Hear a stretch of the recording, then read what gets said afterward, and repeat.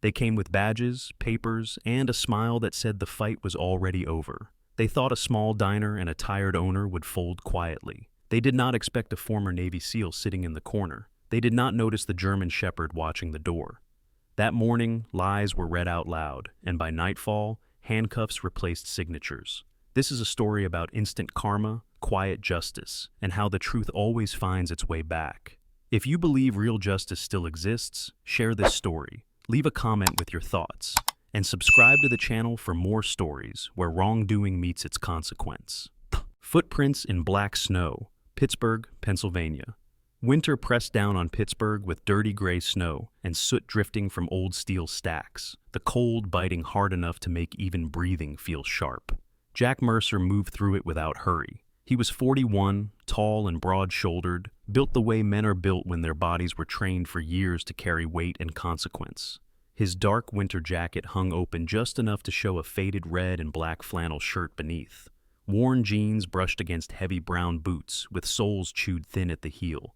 His beard was trimmed short, dark with a trace of gray along the jawline. The scar that pulled faintly at the corner of his mouth came from a long time ago, in a place he never named. Jack walked with a slight stiffness in his left knee, the quiet reminder of a mission that ended with bodies brought home and questions that never were. He did not limp enough to draw pity. He limped enough to remember.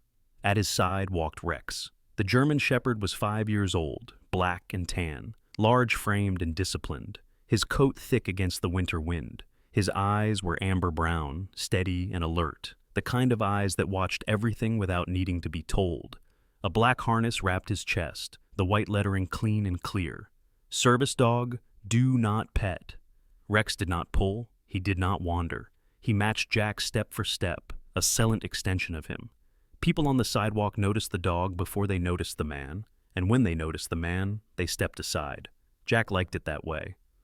The Strip District was quieter at night, closed storefronts, a few neon signs buzzing weakly.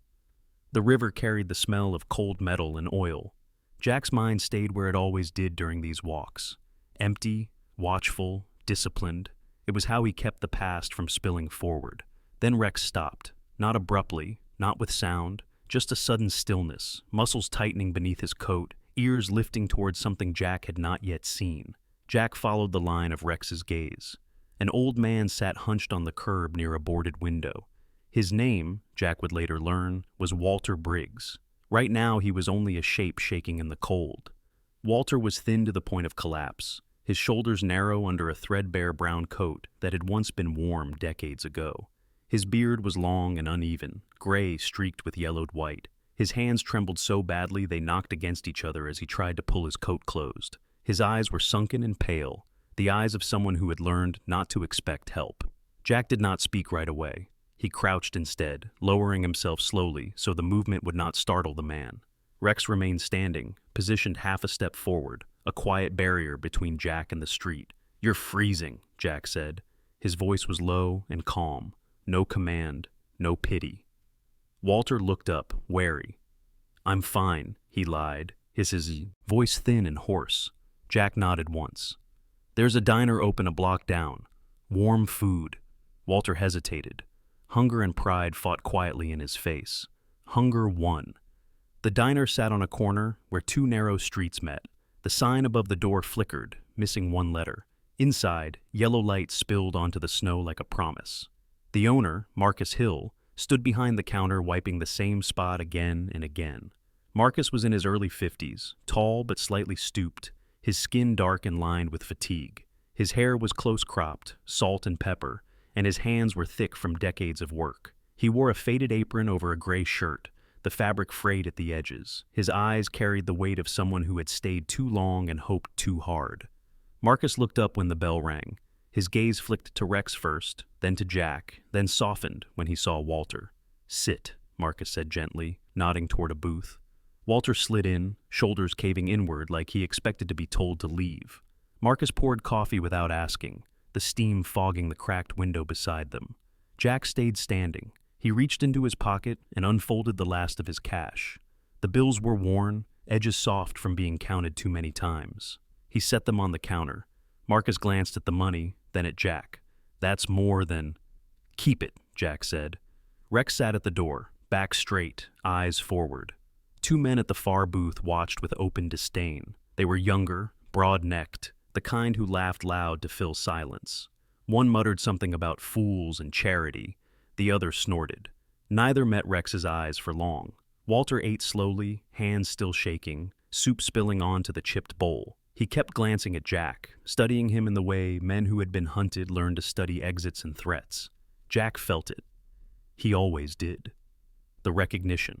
The sense that the quiet man with the dog was not harmless, not soft. Something coiled beneath the stillness. When they left, the wind had grown sharper. Jack handed Walter a pair of gloves from his coat pocket.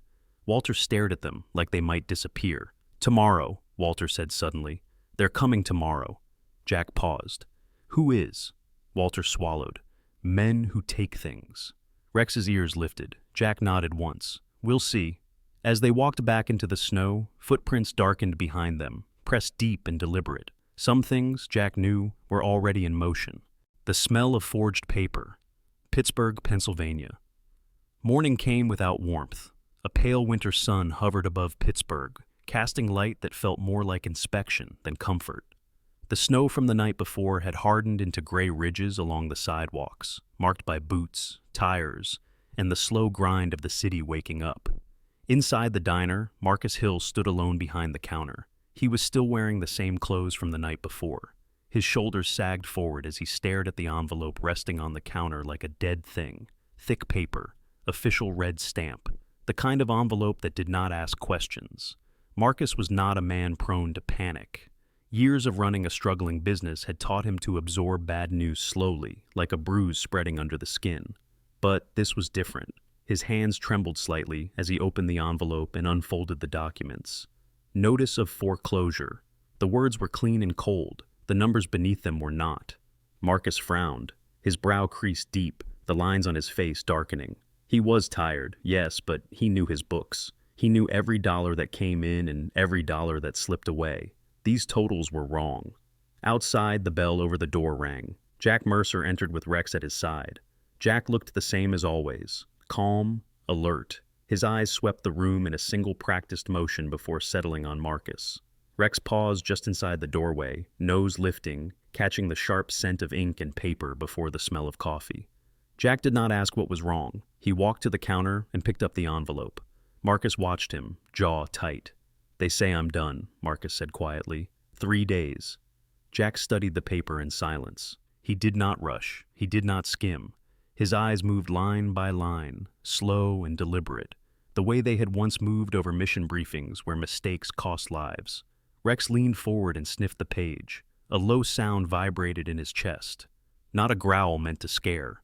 A warning meant for Jack alone. Jack nodded almost imperceptibly. "This doesn't smell right," Jack said. Marcus let out a short, humorless breath. "Paper smells like paper to me." "Not this," Jack replied. "Numbers are off. Dates too clean." The door creaked again.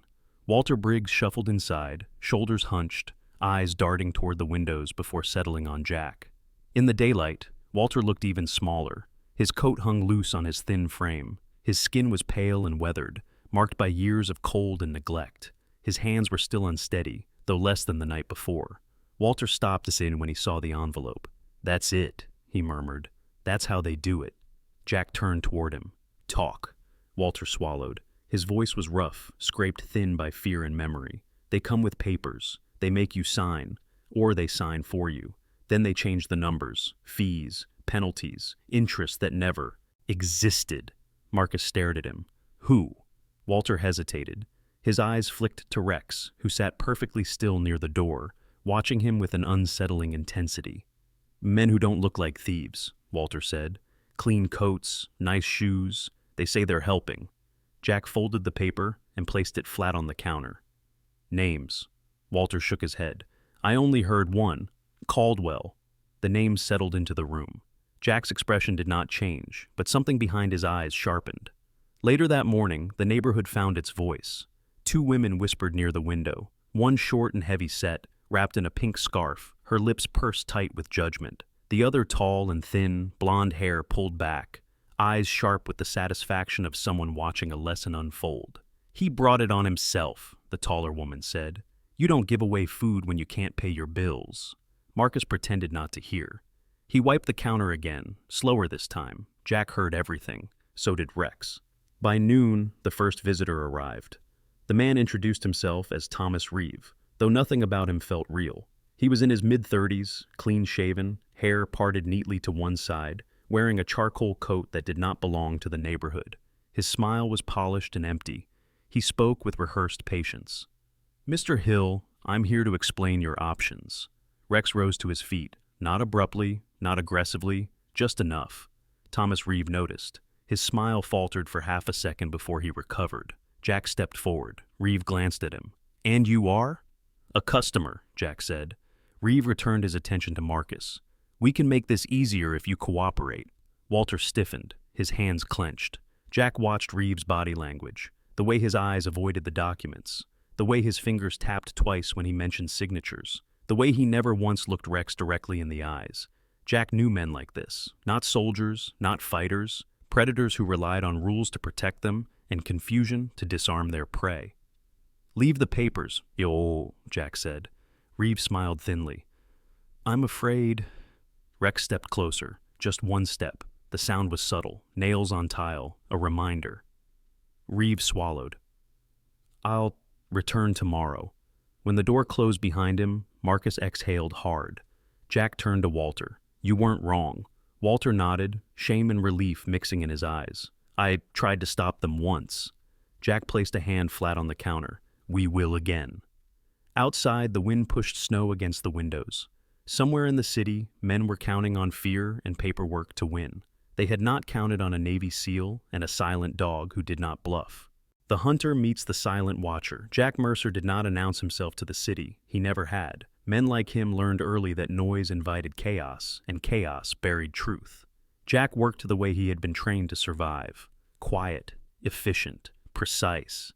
The snow thickened as night settled over Pittsburgh, muting the city into a hushed maze of alleys and frozen sidewalks.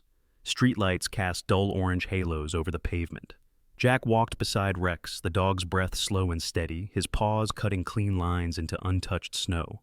Their first stop was a small brick church wedged between a laundromat and an abandoned storefront. The pastor, Samuel Whitaker, was a lean man in his late 60s, tall but slightly stooped, with close-cropped white hair and a narrow face carved by years of listening more than speaking. His hands shook faintly from arthritis, but his eyes were sharp and searching. Samuel had served this neighborhood for 4 decades and knew its wounds intimately. Jack did not explain much. He never did. He only asked for records. Samuel hesitated, then nodded. "If you're asking about Walter Briggs," he said quietly, "you're not the first to notice he vanished." They sat at a scarred wooden table in the church basement. Rex lay at Jack's feet, head up, eyes tracking every sound. The files Samuel brought out were thin. Too thin. Walter Briggs had once been a certified accountant. Careful, exact. A man obsessed with balance and proof. Years earlier, he had worked for a community charity that funneled money into housing assistance. When he discovered missing funds and traced them upward, he reported it. 2 months later, the charity folded. Walter lost his license. His apartment followed, then his health. "He wouldn't lie," Samuel said, "but the people he crossed had better lawyers." Jack closed the folder. "Names." Samuel gave one. "Caldwell." The pattern sharpened. Jack walked Walter back to the shelter that night. Walter shuffled beside him, shoulders hunched, fear etched into every movement. "They ruin you quietly," Walter said. "No fists, no geese, just paper." Jack nodded. "Paper can bleed." By midnight, Jack had what he needed. He followed 2 men from a parked sedan 3 blocks from Marcus's diner. They wore dark coats and carried matching leather briefcases. One was tall and narrow with a sharp chin and nervous eyes. The other was shorter, thick-necked, his beard trimmed into a neat line that hid a permanent scowl. They did not notice Jack. They never noticed Rex. The men slipped through a rusted service door into a long abandoned warehouse near the river. The building sagged under decades of neglect, its windows blacked out, its walls scarred with graffiti. Jack waited. Snow fell heavier now, muffling sound, cloaking movement. Rex shifted forward half a step, muscles tight beneath his coat. Inside, voices echoed faintly. Jack entered through a side door. The air smelled of mold, oil, and old paper. The warehouse was lit by a single hanging bulb. Tables were set up in rows, covered in folders, stamps, and stacks of documents. A small recorder sat on a crate, its red light blinking. The taller man laughed nervously. "Caldwell wants these done by morning," the bearded man grunted. "People fold fast when you threaten their homes." Jack moved. The taller man turned too late. His hand went to his pocket, panic widening his eyes. Rex surged forward, not wild, not reckless, precise. The dog cut the angle perfectly, placing his body between the man and the exit. Teeth bared, low growl vibrating through the space like a warning siren. The man stumbled backward, slipped on the concrete, and fell hard. The bearded man reached for a knife. Rex lunged just enough to knock his wrist aside, pinning him against a crate with sheer presence. No bite, no blood, just control. Jack disarmed the knife with a single movement and shoved the man down. The silence afterward was complete. Jack scanned the tables, forged contracts, counterfeit seals, pre-filled foreclosure notices, lists of addresses, all in the same neighborhood. Marcus's diner circled in red. Then Jack pressed play on the recorder. A voice filled the warehouse, smooth, confident. Evan Caldwell. "Judges don't need much," the recording said. "Just reassurance. We clean the block, profits triple." Jack shut it off. This was no longer about one diner. This was systemic theft. Jack gathered the evidence methodically, photographing documents, bagging seals, copying files onto a secure drive. Rex stood guard the entire time, eyes locked on the men, who now sat trembling, powerless. When police sirens wailed faintly in the distance, Jack was already gone. He did not call them, not yet. Outside, the snow erased their tracks behind them. Some predators hunted with contracts instead of claws. Tonight, they learned there were watchers in the dark. The day the doors closed, the day the masks fell, the morning arrived with a brittle cold that split breath into white shards. Snow had been plowed into gray walls along the curb, and the street outside Marcus Hill's diner carried the tense quiet of a place waiting for bad news. Inside, the lights were on early, coffee steamed, plates clinked softly. Regulars sat closer together than usual, as if warmth could be shared by proximity alone. Jack Mercer was already there. He sat at the counter, shoulders relaxed, one hand resting near a chipped mug. His beard was neatly trimmed, his jaw set in a way that suggested patience rather than ease. Rex lay at his feet, long body stretched along the tile, head up, amber eyes open. He did not sleep. He watched. The bell over the door rang. 2 uniformed officers entered first. Both were middle-aged men with tired eyes and practiced neutrality. One was tall and lean, the other broader, his mustache carefully groomed. They did not look like villains. They looked like men following orders. Behind them came a third figure, Evan Caldwell. He was in his late 40s, tall, well-fed, with silver-threaded hair combed back from a broad forehead. His suit was charcoal gray, tailored to precision, his tie a muted blue that spoke of money without shouting. His baits held the calm confidence of a man accustomed to rooms bending around him.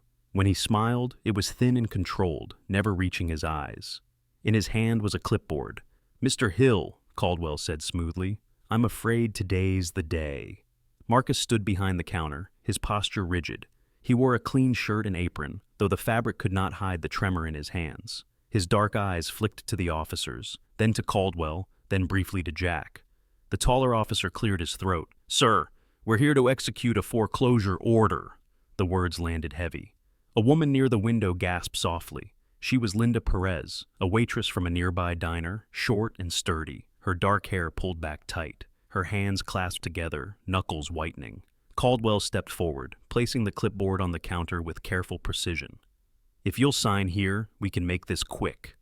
Jack lifted his eyes. "Read the signatures," he said quietly. The room shifted. Caldwell's smile tightened. "Excuse me?" "Read them," Jack repeated, voice steady, "and the case number." Rex raised his head a fraction higher. Caldwell glanced down, irritation flashing briefly before he masked it. "Sir, this doesn't concern—" The sound outside cut him off. Tires rolled to a stop. Not one car. 2.